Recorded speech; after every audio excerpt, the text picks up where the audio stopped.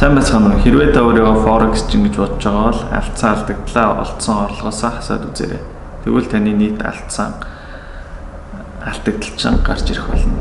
За энэхүү видео нь анхлан суралцагчдад зориулаагүй. Энэхүү видеон дээр ямар нэгэн анализ, ямар нэгэн стратеги, ямар нэгэн мөнгө олох талаар хийгээгүй. Яг энэ видеон дээр зөвхөн Forex-ийн талаар, Forex-ийн үнэн мөн төрхийн талаар хийсэн болно. Хэрвээ та Forex дээр мөнгө алдаж үзээгүй бол энэхүү бичлэгийг үзэх шаардлага байхгүй. Хэрвээ та трейд хийгээд анхны $100 алдсны дараа энэхүү видеон дээр буцаж ирж дахин үзээрэй. За бүх бичлэгийг 5 минутанд багтааж амжихгүй болохоор энэ маш удаан үргэлжлэх бичлэг байх болно. Тийм болохоор хэрвээ үнэхээр үзхийг хүсвэл хүлээцтэй үзээрэй. Нэг мөнгөний өсөлт. Forex дээр мөнгөний өсөлт шууд өсдөг, харин төрүүлж өсдөг. Яг жишээ авч үзье. Нефтийн олборлолт багаслаа гэдэг мэдээ гарлаа гэж бодъё. Нефтийн үн газар дээр шууд өснө. Харин нефт өөрөө олборлохоо багасна уу, больсно уу? Тэгвэл болов байгаа. Нефтийн үн олборлолт нь багасах юм уу? Яг ирээдүйдээ багасах ч юм уу? Ихсэх ч юм уу мэдэхгүй. Гэхдээ мэдээлэл гараад нефтийн олборлолт багаслаа гэсэн мэдээлэл багасах гэж байна гэсэн мэдээлэл гарахад нефтийн үн газар дээр шууд өсчихдээ. Энэ яг юутай холбоотой юм бэ? Яг энэгээр юу хэлэх гээд байна гэхээр зөвхөн нефт өөрөө Forex-ийн үнийн өсөлт, ханшны өсөлтөн дээр хамаарахгүй байгаа. Харин хүмүүс өөрсдөө үнийн өсөлтөндөө өөрсдөө хамаардаг. Хүмүүс хэрэг зүйл рүү шуурна, тэр зүйлийнх нь үнэ нь өсч идэг. Тэгэхээр гол санаа нь юу вэ гэхээр хүмүүс боддог те нефтийн үн өсч байгаа болохоор тэндээс нь шуушиг тоншч мөнгө олж байгаа гэж боддог. Үгүй ээ.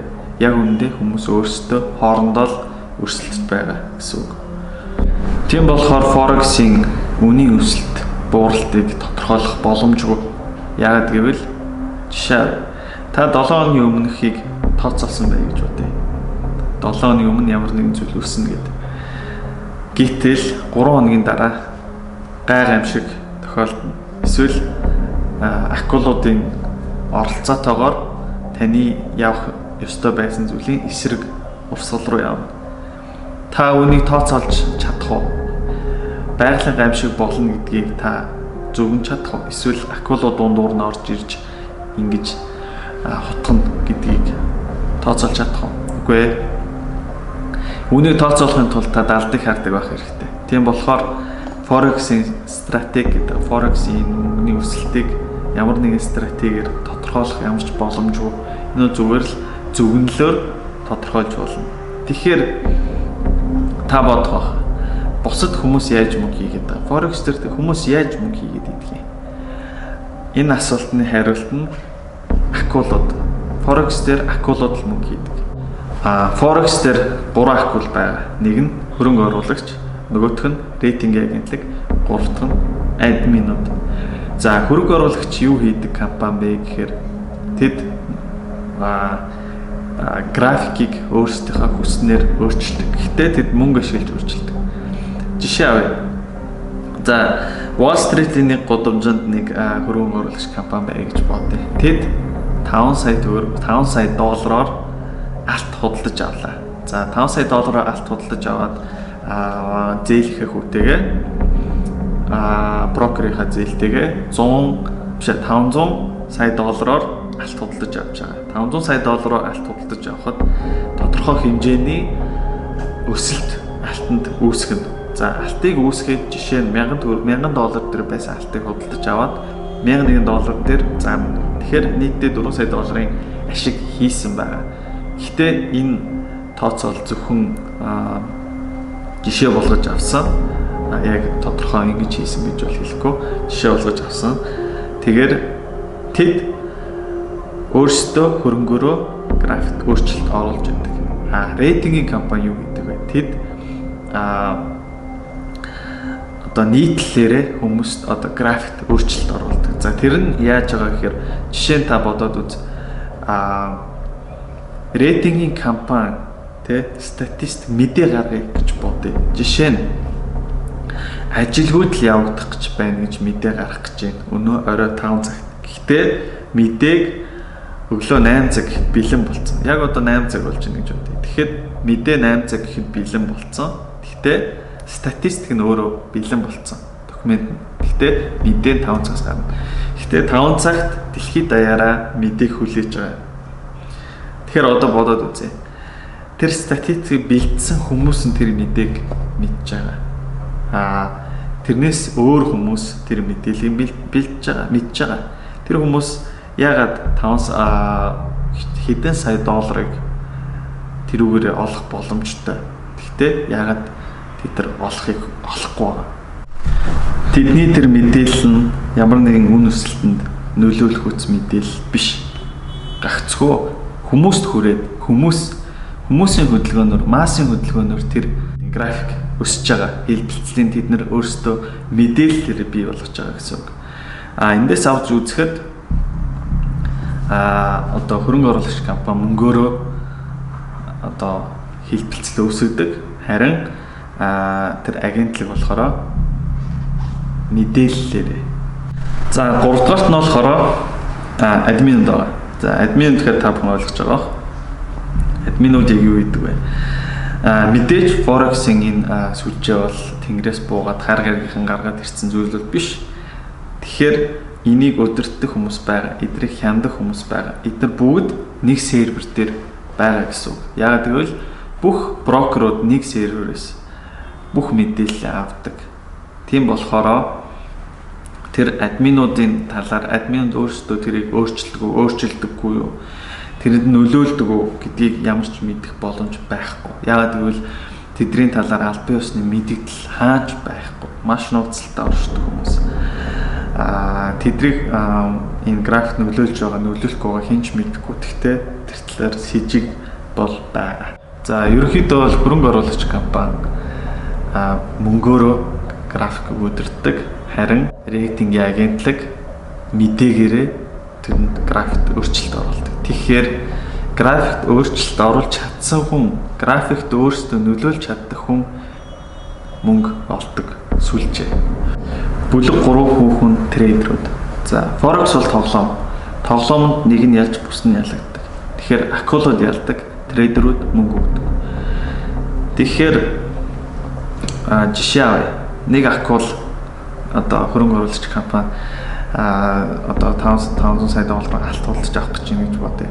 Тэгэхээр 500 сая долларыг алт худалдаж авахын тулд яг тэр цаг мөчид 500 сая долларын алт зарж байгаа хүн хэрэгтэй.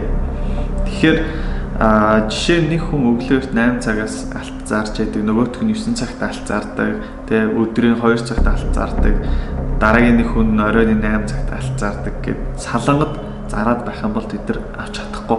Яагаад гэвэл бүгдээрээ өөр цагт зарж байгаа учраас. Тэгэхээр тэдний гол санаачилсан арга нь юу байсан бэ гэхээр энэ анализ, графикийн анализ эсвэл одоо стратегиуд гэдэг. За энэ стратегиудыг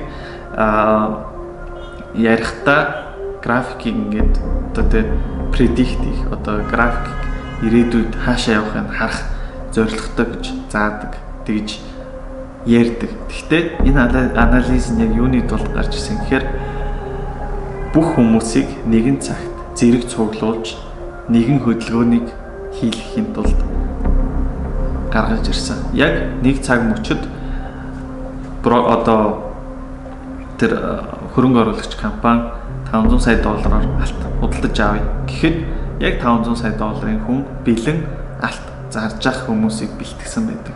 Хэрвээ 500 сая доллар алт зармаар байна гэвэл 500 сая доллараар алт худалдаж авах хүмүүс бэлэн байж байгаа. Яг энэ формыг бий болгохын тулд энэ стратегиуд гаргаж ирсэн. За жишээ нь одоо юуны талаар үзье.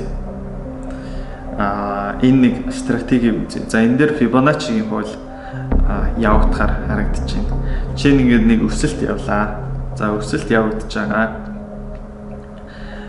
Өсөлт явагдсан бол одоо энэ дээр Fibonacci-гийн хуулиар бол boom гэсэн үг. Гэхдээ одоо энэ дөрвтийн хууль ашиглаад одоо яг буугаад энэ нэг цэг дээр одоо өсөлт юм уу буулт явагдана. Тэгэхээр энэ хөрөнгө оруулагч компани яг энэ цэгүүд дээр тэр буудалтай, худалдан авалтаа эсвэл зарлалтаа хийж болно. Яагаад гэвэл бүх хүмүүс нэг цэг дээр төвлөрсөн байгаа. Энэ цэг дээр тэд нар дайралтаа хийх боломжийг гаргаж өгдөг. Хэрвээ энэ хууль байхгүй Фибоначчи хүмүүс мэддэггүй байсан бол одоо зарим нь ингээл энэ тэнд аваад зарим хүмүүс нь ямар ч таамаглах боломжгүй зарим нь авч идэг, зарим нь зарж идэг, зарим нь ингээл өөр цагт авдаг, зарим нь бүр өөр юм аваад явж идэг Үгүй яг нэг цагт нэг мөчөд бүх хүмүүс энэ зүйлийг зарж байгаа. Тэгэхэд тэр хүмүүс маш амархан болдог. Жишээ нэг юм жишээ авч үзье. Хэрвээ анчин бай гэж бодъё. Анчин ойд буудах гэж хагаад нэг бугаар ингээд сайгаа явбал тэр анчин ашиггүй маш их цаг зарцуулагдана. Харин хэрвээ тэр анчин ойд нэг цөөрөм хийгээд тэр цөөрмөн дээрээ өдөрттэй нэг тодорхой цаг мөчөд онгойлгож идэг одоо 5 цаг цөөрөм онгодог тэгэх юм бол цөөрөм рүү 5 цаг болгон ингээд бугнаар ирдэг. Харин анчин зөвхөн 5 цагт очоод баталгаатай хидэн богыг зүгээр л газар дээрээс буудчаал агнчаал яваад өгдөг. Аль нь анчингийн хувьд ашигтай вэ? Ийм л стратеги эднэр ашиглаж байгаа стратеги нь ийм стратеги. За бүлэг дөрөв трейдеруудын замдал. За ерөнхийдөө 3 шаттай явдаг. Эхнийх нь болохоор одоо трейдер ямарваа нэгэн брокерийн сурталчилгаанаас форексийн талаар олж мэдээд форексийг хүн судалж эхэлдэг. Судалж эхэлж явж байхдаа брокеруудын одоо сурталчлагчийн дэгэнд нь ордог. Тэд нар яаж дэгийг гаргаж ирдэг гэхээр мөнгө харуулдаг. Тэд нар ерөөсөө л хэдхэн зүйлийг сураал Мальдивд очиж амраал гартаа зөвхөн ноутбук авал, кредит карт авал очоод ганц коноптараа тэнгэрээс мөнгө ороод ирнэ гэсэн тийм юм яриад хүнийг форекст оруулдаг. За тэр дэгэн дээр нь юу гэж бичээстэй тэгэхээр форекс бол маш амархан, мөнгө олоход маш амархан гэж бичдэг. Тэгэхээр тэр дэгэнд нь хүмүүс ордог. За хоёрдугаар шатн дээр сургалт. За сургалтын дээр яадаг гэхээр бүх төрлийн стратеги зааж өгдөг. Бүх төрлийн одоо юу гэдгийг форексийн мэдээлэл, форексийг яаж ашиглах зүйлүүдийг нь тэр хүмүүс зааж өгдөг. Төлбөртөөч зааж өгдөг. Тэгээд 3 дугаар шат нь юу гэдэг вэ гэхээр 3 дугаар шат нь хүмүүсийг тогтоох, хүмүүсийг удаан байлгах. За хүмүүсийг удаан байлгахын тулд хит хитэн стратегиуд өөрсдөө ашигладаг байгаа брокеруудын компани. Тэр нь ямар стратеги гэхээр эхнийх нь болохоор одоо графикийн стратегиудыг ашигладаг. Тэр нь жишээ нь Fibonacci-ийн стратеги ч юм уу Тэр нь яаж хүмүүсийг бариад байгаа юм бэ гэхээр хүмүүс маш олон стратегийг ашиглаад туршиж үзээд ингээл оролдоол тех тусам ингээд удаан хугацаагаар баригддаг. Мөнгө алдаад байгаа ч гэсэн стратеги л буруутгадаг. Тэр нь хүмүүсийг олон хугацаагаар 3-4 жил стратеги туршаал ингээл яваал янз бүрийн стратеги туршаал эзэн нэгэн цагт амжилтанд хүрэн гэсэн стратеги туршаал яваад байдаг. Яг үнэндээ тэр нь бол хизээч бүтдэггүй. За хоёрдугаар аргачлал нь хүмүүсийг удаан байлгах аргачлал нь юу гэхээр спред гэж юм байна. Ягаад бүх татвар авдаг, хүү авдаг компаниуд хуваар авч байхад форексийн брокерууд спредээр авдаг юм. Ягаад энэ новшин спред гэдэг юм гаргаад ирсэн. Хинт хэрэгтэй. Ягаад хуваар авдаг юм? Энэ маш бодлоготой юм байна. За жишээ нь би одоо эхлээд спредийн талаар тайлбарлая. Жишээ нь одоо энэ графикийг харж байгаа. Энэ график дээр бид нар Fibonacci-гийн хуулийг оруулаад мөнгө хийх гэж бодъё тийм үү. За тэгэхээр дөрвтийн хуулийг л ашиглацсан. Тэгээд жишээ нь манай одоо өсөлт явагцаа одоо уналт явах нь гэж тооцоолъё. Жишээ нь манай take profit 38.2 дээр байна. Тэгээд stop loss нь одоо дээгүүрний газар тавьсан юм. Тэгэхээр манайх одоо 38.2 дээр profit авахын тулд одоо үргэлжлүүлээд явуулаад үзье.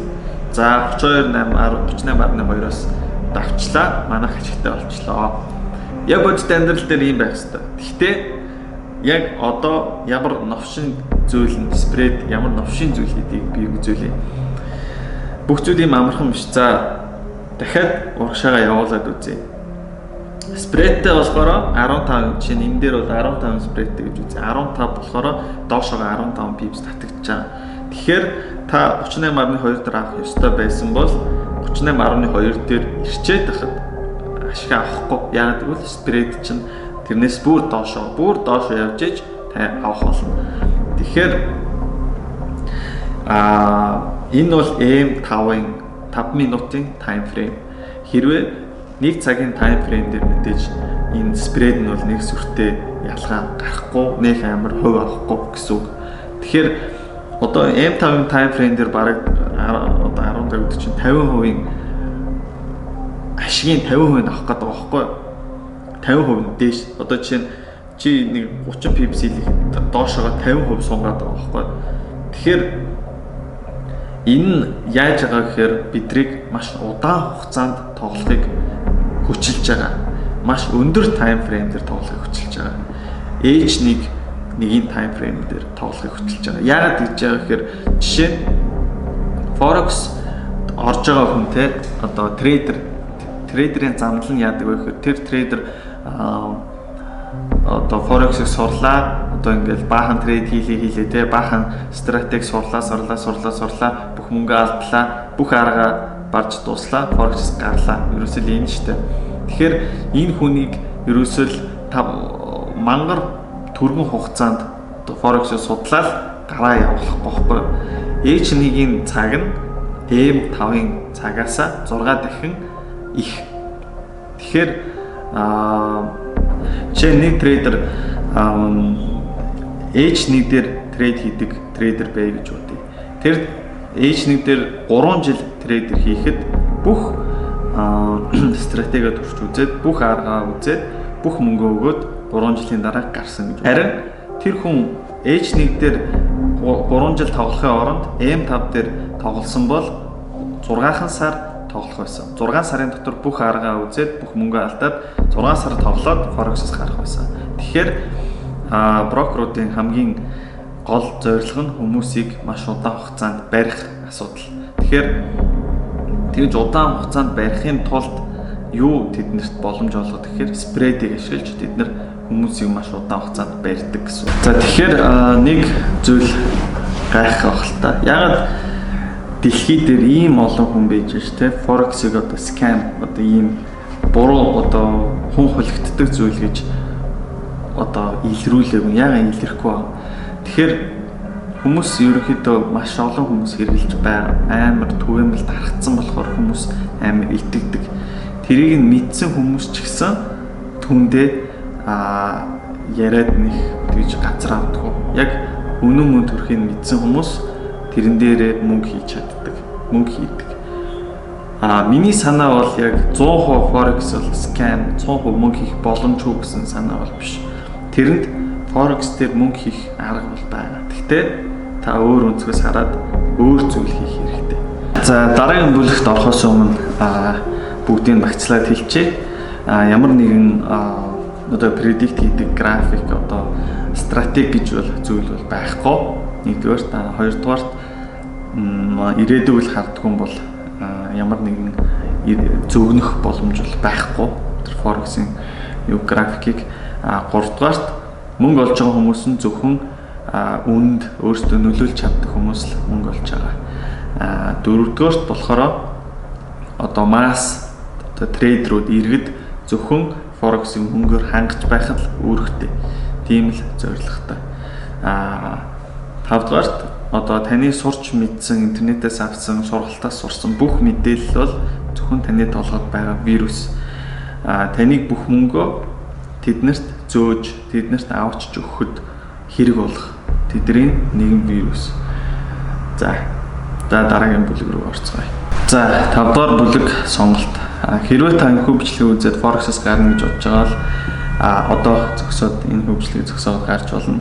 Хэрвээ нөхөр үргэлжлүүлээд үзье гэж бодож байгаа бол танд би хувийнхаа зүгээс хідэн зөвлөгөө өгье гэж бодлоо.